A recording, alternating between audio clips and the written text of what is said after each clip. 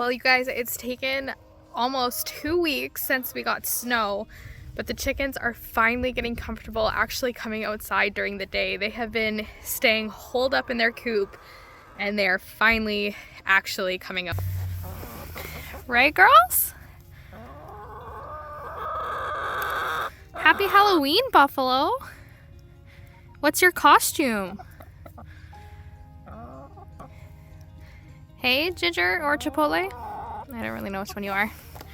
We have Parmesan and Nugget. Hi, girls.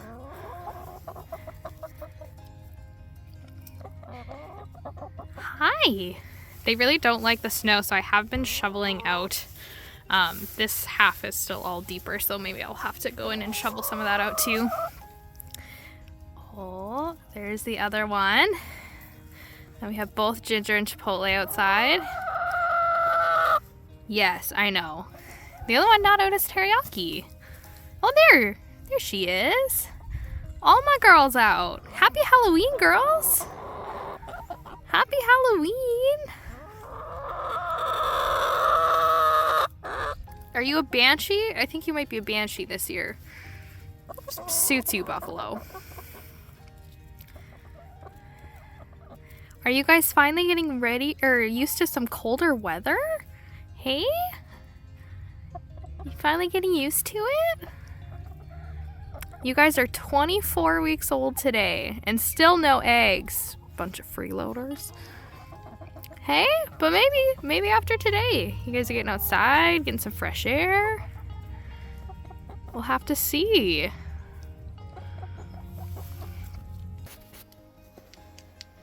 There's a woodpecker. That would be a hairy woodpecker tapping on our fire logs.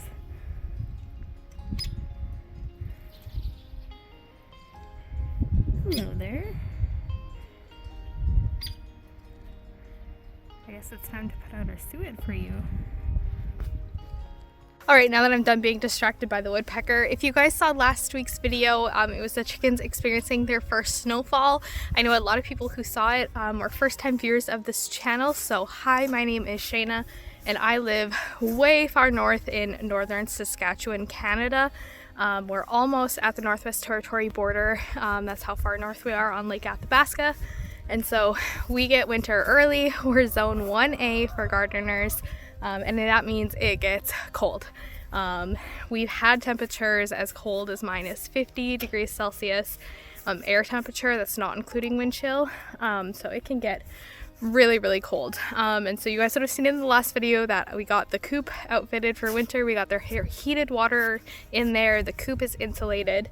But what some of you guys might have noticed is that I don't have any sort of heat bulb or heat source in there. And there's a reason for that. The reason why I'm not adding any other heat source is because, one, this is a fairly small area and just their feathers and dust that gets kicked up. I'm trying to film, Buffalo. Just the feathers and dust that... Ma'am, excuse me. The feathers and dust they kick up would be a fire hazard for a bulb because that wall is only about 3.5 feet tall. And so if a feather made contact, it's a really big fire risk. And the last thing you want is your chicken coop burning down in the middle of winter. Okay, I'm gonna shut the door now. Anyways, so that's why I'm not using a heat lamp, but there are other types of heat emitters. If you guys saw any of my chick raising videos when we first hatched these girls out, you would have known that we had a ceramic heat pad that was safe to the touch, it was weight activated, and it didn't pose the same fire risk as a heat bulb does. And so there's also a reason why that one's not hooked up. So birds, unlike us, have their own built-in insulation. They have their down feathers, and for them to be gradually experiencing the weather getting colder and colder and colder, they will increase their down to stay warm. Right, girls?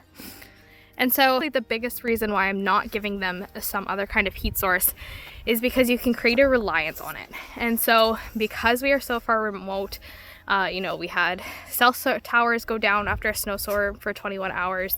We've had power outages that last all day long. If the birds were accustomed to a heat source that was maintaining the coop at even, let's say, minus 20 degrees Celsius, but we had a minus 40 day and that lost power, and we had no other way to power it because right now we don't have a generator, that temperature drop will shock and do so much more harm to the chickens having to try to adjust to that, and most likely it being lethal, than having them quote unquote tough it out in the cold. So this is still my first time with chickens. I've been doing a lot of research on chickens in winter in Canada.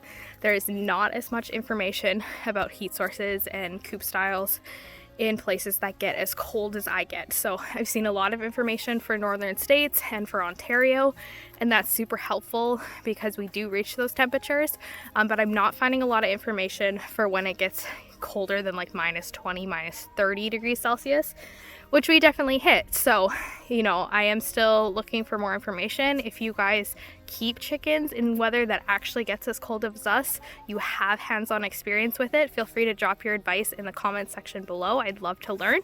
But everything that I have read is heavily pointing at not giving them a heat source and trusting that these are hardy birds. I picked these breeds specifically because they are a little bit more cold hardy, not the most cold hardy, but I couldn't get hatching eggs for Icelandics. That would have been my number one choice. So as much as it makes a chicken mama nervous, we are letting them adjust to the cold on their own. Obviously, I will be keeping a super close eye on them if I'm seeing signs of frostbite or issues with them keeping body condition. I will definitely be reevaluating. You know, maybe on those really, really cold days, we try to do something extra to get a little bit more heat inside. But them being inside the coop with it being insulated, their body heat is going to put off heat. Their heated water isn't warm, but it's still going to stay above freezing, and that is going to put off a little heat. And then we are also doing the deep litter method, which is where we're not cleaning up the coop at all. We're just stacking more shavings on top of the droppings, and that will start slowly composting over time and will add a bit of heat as well. So between the birds' natural ability with their feathers and all of those things that we mentioned, they should be fine to go through the whole winter without any supplemental heat. Obviously, this is all your guys' own choice. If you keep your own chickens, make your own decisions, do your own research. But this is what I have decided to go with for now. And so far, it seems to be working good. I suspect that like this past couple weeks, they are going to have an adjustment period where every time it kind of dips to a new level of cold, they're probably going to hide in the coop for a few days, maybe even a week or two, just to let them get adjusted and kind of get some more insulation built up. But now that yes, Buffalo, I'm talking about you. Now that they have adjusted, they're having no issues being outside at all. I am considering bringing back a straw bale when we go down south at Christmas time so that they can have some straw to walk on so their feet aren't directly on the snow. But honestly, today, based on what I'm seeing, they really don't seem to mind it anymore. I think it was just that kind of initial adjustment period that they were being a little bit fussy with the snowfall.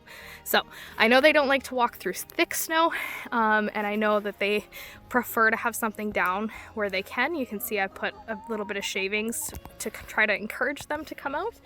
But now that they've adjusted, they seem to be doing really, really well. So I will definitely keep you guys updated as the winter goes on, but that is why I am currently not planning on putting any heat sources in my coop at all, other than the insulation that's already in there and the deep litter method to try to help them out a little bit with that. And if you guys remember from last video as well, I'll put a little card to it up here. I do have a wireless thermometer to monitor the temperature inside the coop, and it does record the coldest temperature that it gets to, so I will be able to keep an eye on exactly how cold they're getting.